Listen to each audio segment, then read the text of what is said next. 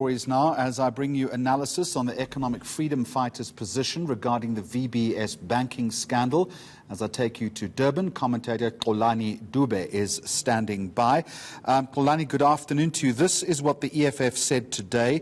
There must be prima facie evidence. In the absence of such a thing, there is nothing we can do. Let there be this evidence. There is nothing tangible against Mr. Shivambu. There is nothing, Mr. Malema saying that I can do which implicates the Deputy President. Nothing I can touch. He's showing very strong support for his deputy. Does that put the matter to bed as far as you're concerned?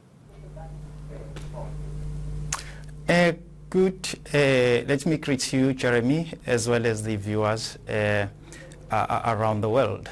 I think what we've witnessed today is a very sad reality for our democracy, as well as for the accountability to those that we think that they will protect our interest.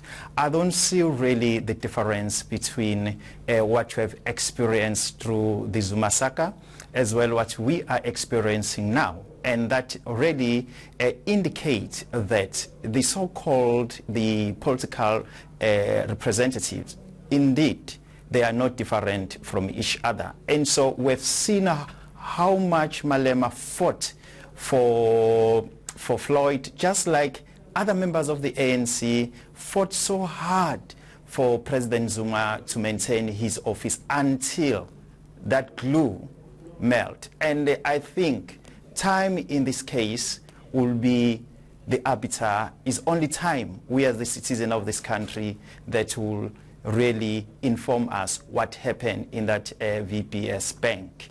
But surely as far as Mr. Shivambu is concerned and the economic freedom fighters, the EFF is perfectly within its rights to ask for the paper trail to show where the money entered Mr. Shivambu's account. As we know at this point, that Reserve Bank report simply listed recommendations and where it believed the money ended up. Surely before we find Mr. Shivambu guilty, there needs to be more evidence.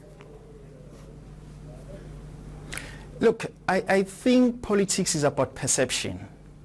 And we've seen that Tutuzane today is the villain in our country through the perception. He has not been found guilty in any court of law, but through the perception, he is the villain. And so politics is about the perception. And bear in mind that there is no smoke without fire. That's why I'm saying that time is always on the side of the condemned, and it's the time that will always be the judge, and time will judge them harsher. And lastly, we have to be positive that what they say today, it might not be a same thing that they are going to say tomorrow. And bear in mind, it was Malema who was all over the place defending Zuma, and again, it was Malema who was who was the one who went out and slashed at Zuma. And so I see possible in future a similar thing where Malema will simply drop Floyd and said, look, I was not fully informed. And the public will say, yes, Malema was not fully informed. And that's exactly right. And that's exactly what Mr. Malema has been saying today, is that if Mr. Shivambu is found guilty, once an investigation proceeds, he needs to face the full might of the law. But at this point, is it fair for all of us to be hanging Mr. Shivambu out to dry? That's why I'm saying, in political space, we are hanged through perception. But in a democratic, in the rule of law, you are not hanged through perception.